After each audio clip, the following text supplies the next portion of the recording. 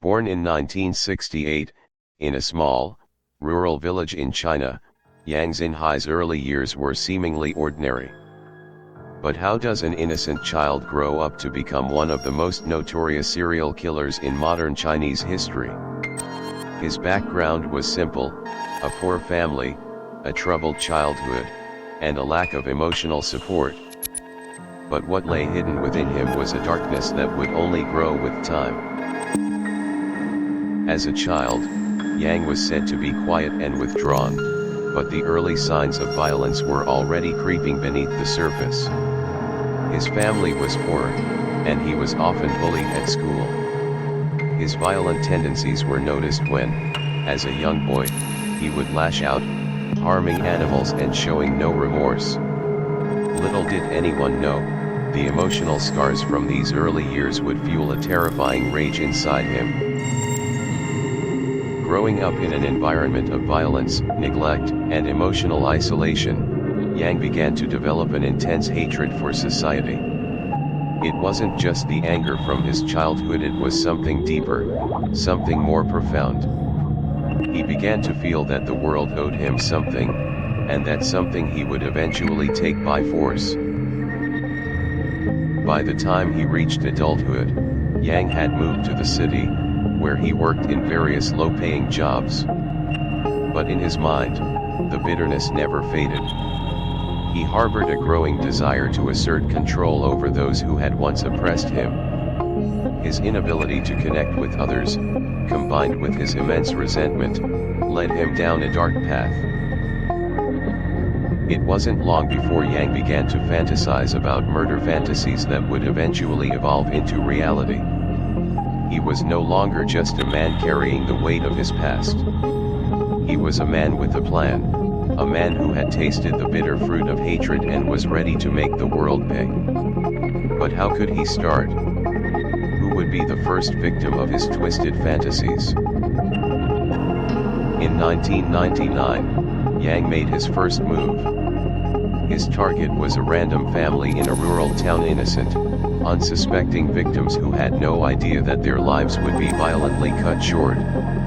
Yang had meticulously planned the attack, using a weapon that was not only brutal but also symbolic.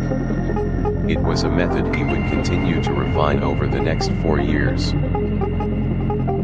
The first murder was horrifying in its simplicity and its brutality.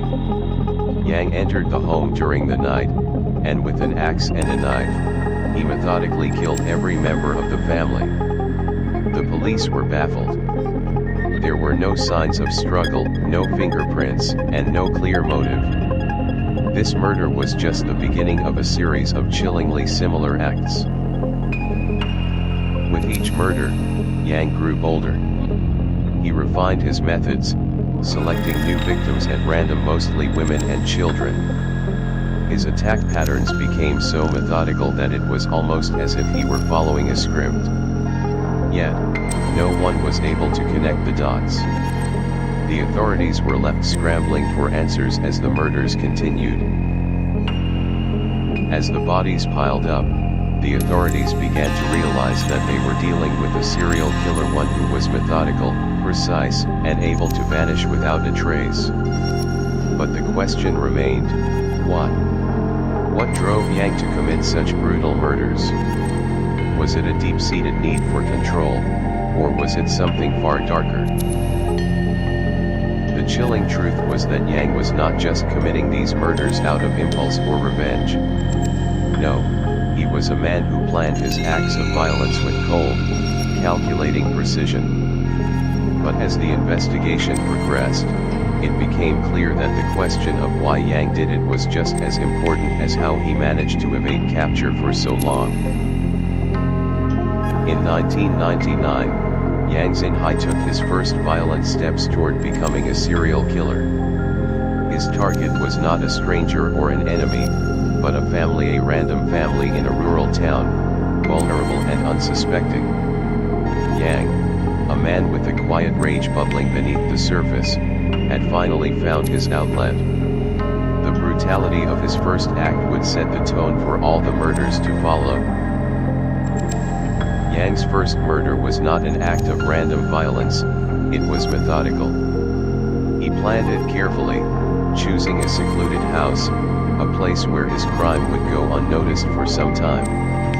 In the darkness of the night, he crept into the family's home, his heart beating with a mixture of excitement and anger. He wasn't just killing, he was taking control.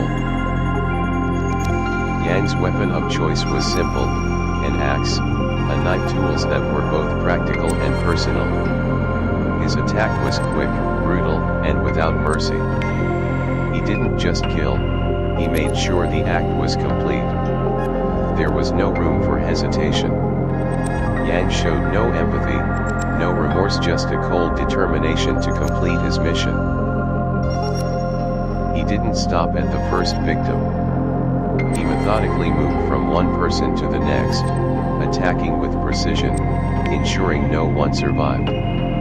There was no chaos in his movements, only the cold, deliberate execution of his plan. It wasn't just about killing.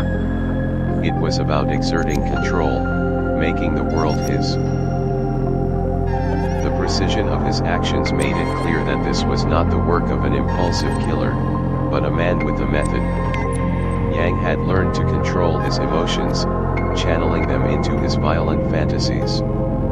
He wasn't just seeking revenge or satisfaction, he was creating a world where he could be the sole ruler, unchallenged and untouchable. Psychologically, Yang's actions represent the culmination of years of repressed anger. His ability to detach from the act of murder speaks to a profound lack of empathy, a trait often seen in serial killers. The brutality wasn't a sign of rage, it was a carefully calculated means to an end: domination, control, and the assertion of power over his victims.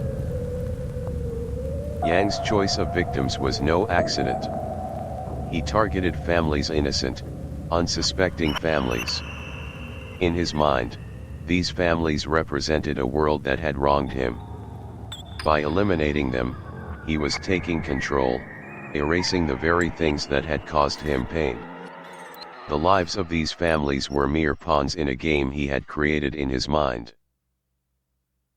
The methodical nature of his crimes, paired with his ability to leave behind no trace, made Yang a dangerous predator. Each attack was cleaner than the last, leaving little for the police to work with. His ability to move unnoticed made him feel invincible, and for years, he was. But how long could he keep up the charade? Each murder, each victim, added to the twisted narrative Yang was creating in his mind. He wasn't just killing for pleasure, he was crafting a story, a world in which he was the main character, and everything and everyone else was expendable.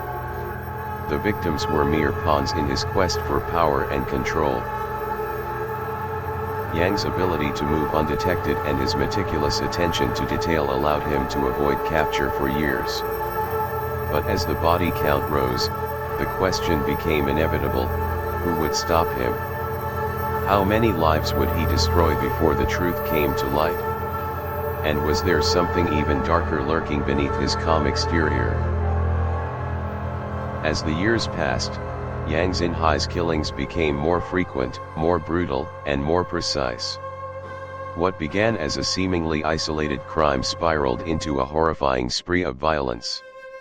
Each murder felt like a chapter in a twisted novel he was writing, and the bodies he left behind were the grim pages of his story.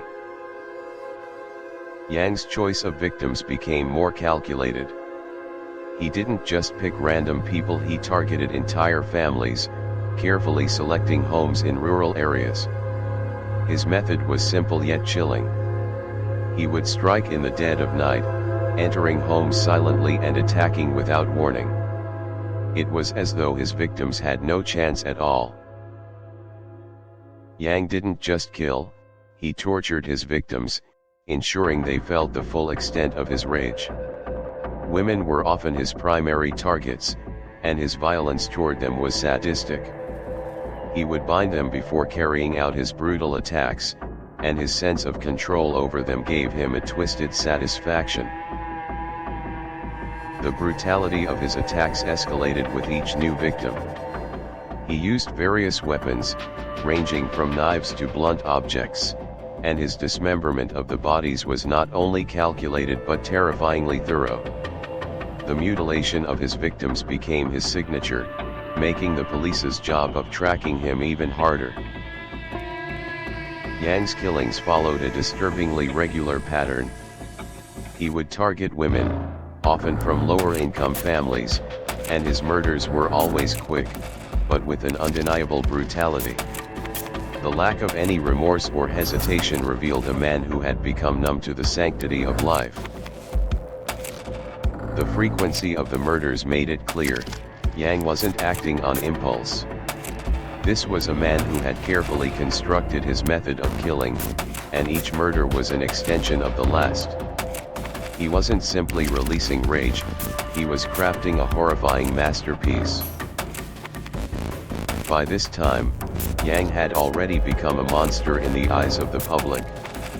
His crimes struck fear into the hearts of ordinary families, as he moved from one town to another, leaving a trail of terror. It wasn't just about the murders, it was the way he operated, the coldness with which he carried out his tasks. Despite the growing number of murders, Yang continued to elude capture.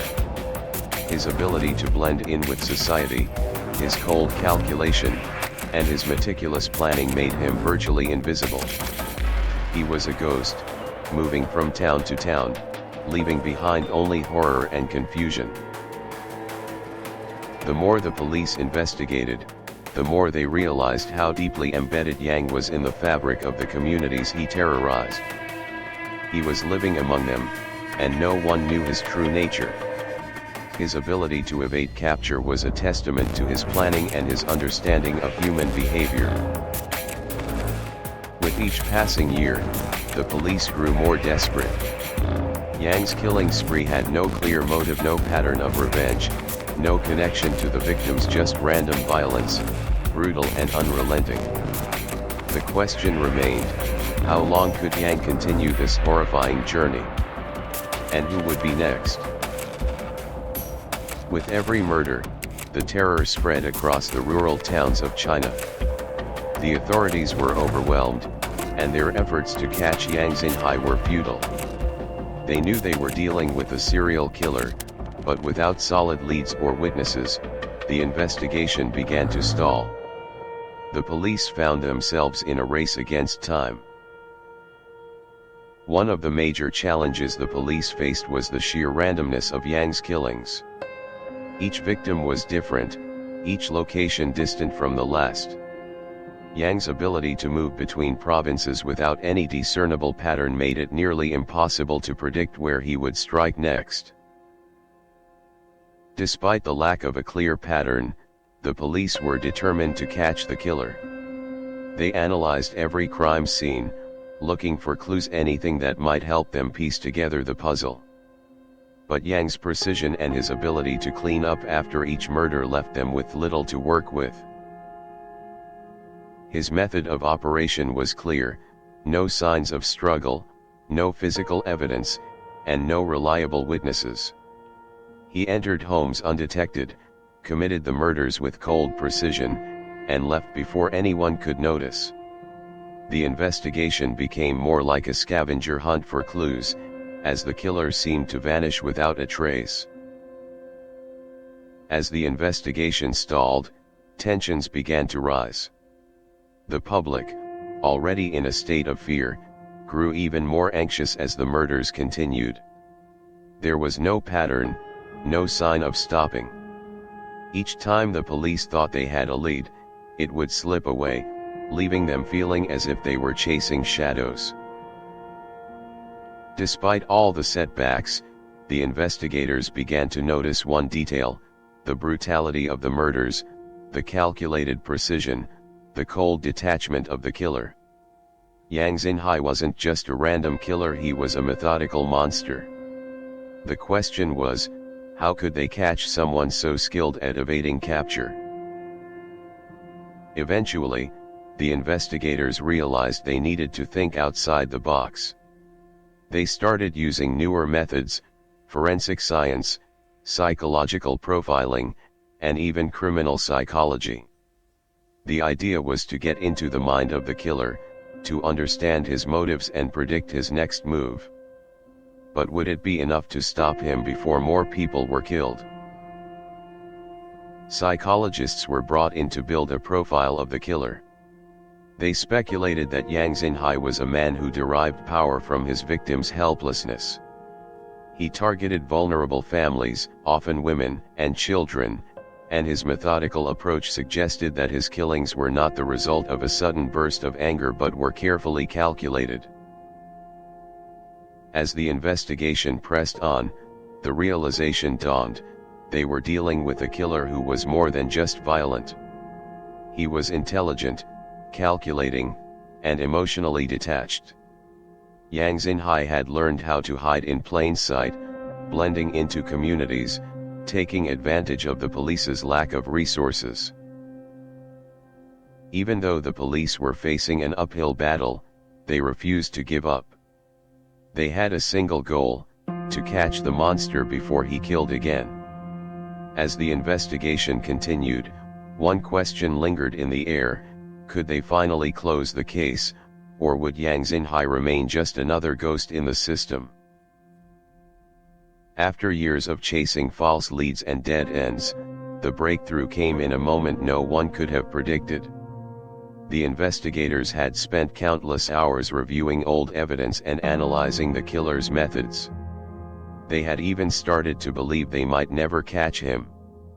But sometimes, the smallest of clues can bring down the most elusive criminals. An unexpected discovery: a DNA sample left behind at one of the crime scenes was finally analyzed using new forensic techniques. The breakthrough came when the DNA was matched to a suspect, a former medical student living in the area. It was a chilling moment, as the police realized the killer had been right under their noses all along. As the investigation progressed, the police connected more dots, piecing together the suspect's movements and patterns. They found that the suspect, Yang Xinhai, had been living in the area at the time of the murders. With each new piece of evidence, the net tightened around him. The authorities knew it was only a matter of time before they would catch their man. But Yang Xinhai was no fool. Despite the growing evidence, he was careful to cover his tracks. He never stayed in one place for too long and was always aware of the authorities closing in. But the pressure was mounting, and for the first time, Yang seemed to be slipping. The investigators were getting closer, and Yang knew his time was running out. The turning point came when Yang's name appeared in an unrelated police sweep in 2003. In a routine check at a karaoke bar in Hebei province, authorities spotted a man who matched the description of the killer. It was Yang Xinhai. He was apprehended on November 3, 2003, just a day after the police had begun to actively hunt him down. When Yang was arrested, there was no resistance. It was as if he knew his reign of terror had finally come to an end. The chilling part of his capture was his response to the arrest: no fear, no remorse. Just a cold, emotionless admission of guilt. This man, who had taken the lives of so many, showed no signs of humanity when he was finally caught. During his interrogation, Yang Xinhai confessed to the murders without hesitation. His calm demeanor and lack of remorse were chilling. He revealed how he had meticulously planned each crime, using his knowledge of anatomy to make his killings more efficient. He had been hiding in plain sight for years, blending into society as if he were just another face in the crowd. As investigators dug deeper into his past, they discovered a disturbing pattern. Yang had been arrested before, for minor offenses, but somehow managed to avoid long-term consequences. It seemed that no one ever saw the monster he truly was until it was too late. his ability to slip through the cracks of society made him even more dangerous.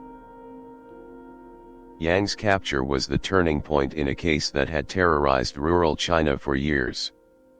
But even as the killer was behind bars, the impact of his crimes continued to ripple through the community.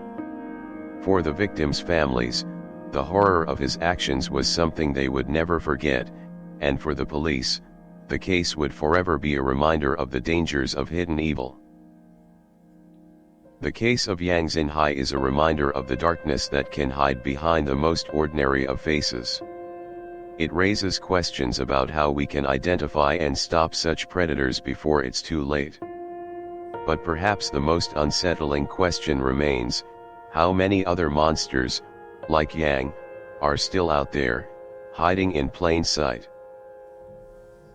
As Yang Xinhai was brought to trial in February 2004, the courtroom was filled with both anticipation and horror. The public's outrage and the gruesome nature of his crimes made this one of the most highly anticipated trials in China's modern history. The defendant sat before the court, emotionless, as if detached from the atrocities he had committed. The trial was swift. With overwhelming evidence and Yang's own confessions, the prosecution had no difficulty making their case. Yet, the most chilling part of the trial was not the crimes themselves, but Yang's demeanor. He showed no remorse, no signs of guilt, only a cold, calculated indifference to the suffering he had caused. As Yang sat in front of the judge, he listened intently as the gruesome details of his murders were read aloud. There was no change in his expression. He didn't flinch when the families of his victims spoke of their grief. It was as though he was detached from the human suffering he had caused. This lack of empathy was a chilling revelation of his true nature. Yang Xinhai's defense offered no mitigation for his actions. There were no excuses, no explanations for why he had killed 67 people in cold blood. His only statement was that he had no reason for the murders, he had done it simply because he wanted to. This nihilistic confession struck at the core of what made his case so terrifying. The prosecution argued that Yang was a man who had planned his killings with disturbing precision. They pointed out how he had carefully chosen his victims, how he moved between provinces without ever repeating the same location, and how he had been so meticulous in covering his tracks. He was not a man driven by impulsive rage, but by a calculated desire for control. Despite the chilling details, there was no sign of remorse from Yang. His confession, his lack of emotional response, and his failure to offer any kind of explanation made him appear even more monstrous. He was not a victim of circumstance. He was a man who reveled in his power over life and death, a man who had committed murder purely for the pleasure it gave him. As the trial neared its conclusion, it became clear that the court's decision would be final. There would be no leniency for a man who had taken so many lives with such cold detachment. Yang Xinhai was sentenced to death, and the public, though relieved, remained haunted by the enormity of his crimes. During the sentencing, Yang's expression remained unchanged. He showed no fear, no remorse, and no sign of the humanity he had once possessed. It was as if he had already emotionally detached himself from the consequences of his actions. The only thing that remained was the cold indifference of a man who had no moral compass. Yang Xinhai's trial and eventual death sentence shocked the nation. For many, it was the first time they truly understood the horror of serial killers. His complete lack of empathy, his cold precision, and his calculated disregard for life raised new questions about the nature of evil. What was it that turned a man like him into a monster? Yang Xinhai was executed by firing squad on February 14, 2004. His death marked the end of a reign of terror that lasted 5 years, but the psychological scars he left on the nation would linger long after. The question still remains, how many more are there like him, hiding in plain sight, waiting to strike again? The case of Yang Xinhai left a lasting impact on the nation. The brutality of his crimes and the sheer coldness with which he carried them out shocked China to its core. For years, the public lived in fear, never truly knowing whether another predator like Yang was hiding in plain sight. The aftermath was more than just legal proceedings, it was a wake-up call to the country's law enforcement and society. For the families of the victims, the pain of loss was compounded by the knowledge that their loved ones had suffered at the hands of a man who saw them as nothing more than objects of control. Their grief was palpable, as the horror of what happened to them could never be erased. But in a way, their tragedy brought light to a system that was once blind to the monster living among them. Yang Xinhai's capture and conviction forced China's legal system to reconsider its methods of investigation. It also shed light on the vulnerabilities in the rural communities that he targeted. The lack of adequate law enforcement resources and forensic technology at the time contributed to the years of terror. However, Yang's case ultimately helped improve both. The psychological implications of Yang's case cannot be overstated. Experts argue that while his violent tendencies were clearly premeditated, the underlying cause, his deep-seated resentment and need for control, point to a complex personality disorder. His ability to blend in with society for years speaks to the chilling reality that many serial killers often appear normal, even charming. But Yang Xinhai's case also raises unsettling questions about the nature of evil. Was he born with this capacity for violence, or was he shaped by his environment? Was he driven purely by an insatiable desire for power, or was there something more profound behind his acts of brutality? These questions remain unanswered, adding to the chilling mystery of his motivations. Yang's reign of terror is over, but his legacy lingers in the minds of the public. His name is etched in the history of China as one of its most notorious serial killers. Yet, for every killer who is caught, there may be others like him hidden, undetected, waiting. How many more monstrous individuals are out there, living in plain sight, unnoticed until it's too late? Yang's capture changed China forever. It brought to light the need for improved forensic methods, stronger law enforcement in rural areas, and a better understanding of criminal psychology. But it also served as a stark reminder that evil does not always show itself in the way we expect. The face of a monster can sometimes look just like everyone else. The lesson we must take from this case is one of vigilance. While the system has improved, it's not foolproof. We must continue to ask ourselves the hard questions about human nature, the criminal mind, and how we can better protect those who are most vulnerable in our society. We must continue to learn from cases like Yang Xinhai's, so that we can prevent the next tragedy from happening. Yang Xinhai's story is a disturbing one, but it's also a critical turning point in the way China tackles serial killers. His capture led to changes in both the legal system and society's awareness of the dark potential within human beings. The psychological aftermath is still being studied, and his story continues to be a chilling reminder of the monsters hiding in plain sight. Thank you for watching this chilling true crime story. Yang Xinhai's case is a stark reminder of the darkness that can exist behind closed doors. If you want to learn more about the disturbing realities of true crime and the minds of serial killers, please subscribe to our channel. Join us as we continue to explore the stories that remain hidden in the shadows, waiting to be uncovered.